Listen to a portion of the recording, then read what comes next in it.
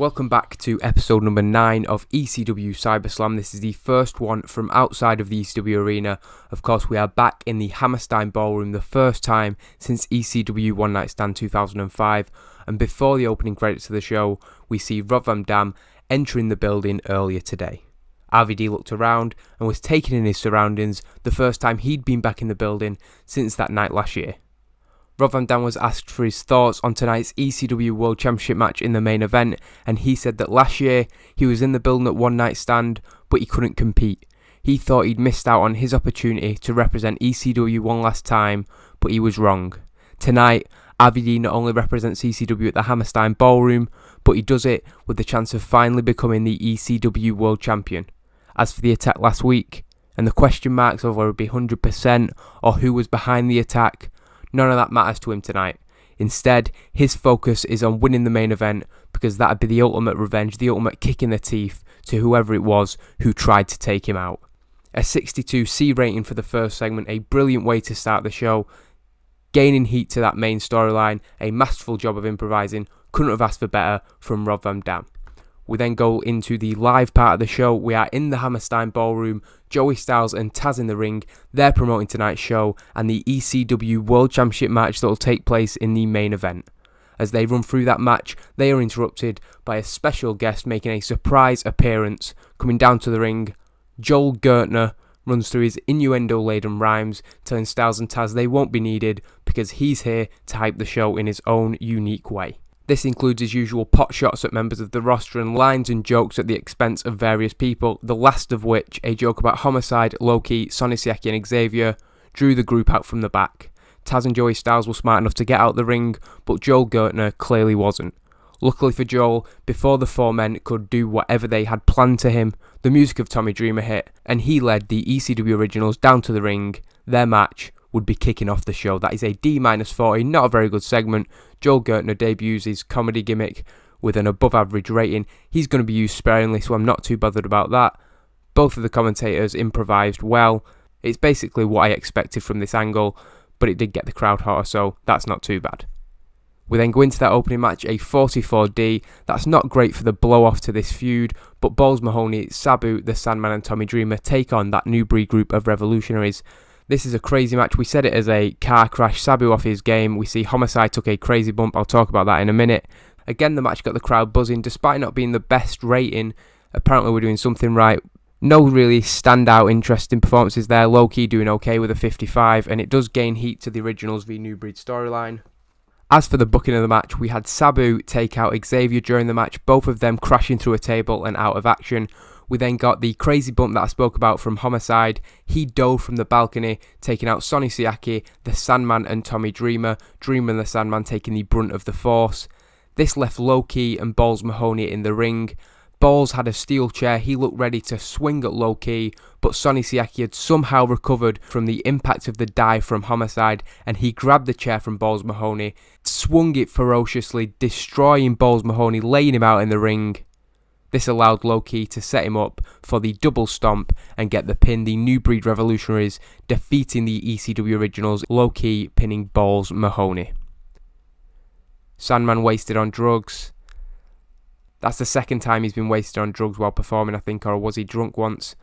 I can't remember, but anyway, it's not exactly a surprise to see that from Sandman, but it is disappointing. After the match, Sonny Siaki and Low-key are the only two guys who can still stand. Their victory over the Originals, they help Homicide and Xavier back to their feet, propping their partners up and helping carry them to the top of the ramp. The four men stand tall by the entranceway. The commentators putting aside their neutrality, they're disgusted to see how the four men who have disrespected ECW since day one stand tall, having laid out four ECW Originals who lay motionless around ringside. We then get an interview with CM Punk about the ECW World Championship match in the main event. He's in front of the ECW backdrop and he talks about the suspicious looks that he's been getting all week since Rob Van Dam was attacked. But he vows he came into ECW alone and he's going to fight to become the ECW World Champion alone. As Punk continues to talk about the main event, Steve Corino storms onto the set. He says that he knows that his interview isn't scheduled till later, but he's not going to let CM Punk run his mouth anymore. Steve Corino says that everybody saw the offer that was made to Punk last week, and they saw him standing over RVD's lifeless body at the end of the show. Punk might be happy to lie to people's faces, but the footage speaks for itself. He tells CM Punk that he better not pull that crap tonight, or Corino will make his life a living hell from this day forward. Corino refuses to let anybody get in the way of him winning the ECW World Championship, and if Punk and the Revolutionaries think they can, they're about to get a wake-up call in the main event. Again advancing the storyline, not doing much for it, but is a 53 C- rating, a good segment, and that will probably help at the end of the show. A video package then promotes the main event and the ECW World Championship Winners Club that got us here. That draws to an end tonight in the main event between CM Punk, Rob Van Dam and Steve Corino. The package gives a sports-like feel, running down the various victories of the three men in the match tonight on their way to becoming the top contenders for the vacant ECW World Championship. Just before we go into that main event, Elijah Burke is shown taking his seat up in the balcony for the ECW World Championship match. He is joined by Angel Williams and Johnny Swinger. Johnny Swinger is in turn joined by Shelly Martinez, who as far as everybody was concerned is, or perhaps was, the girlfriend of Danny Doring. A strange segment to stick in there. The truth is, I was aware that I wasn't going to have any females on the show, and I think we need two. So we've stuck Shelly Martinez and Angel Williams on camera, just to tick that box really. We then go into the main event, a C65 rating. I think that is the best match we've had. That is a really good rating. A 71 from CM Punk, a 72 from Rob Van Dam, and a 57 from Steve Corino. That does make him the weak link in the match, but it gains heat to the storyline, and more importantly, we have a new ECW World Champion. A hard-fought, steal-the-show match that went 18 minutes and 50 seconds. CM Punk seemed to have the match won, locking Steve Corino in the Anaconda Vice.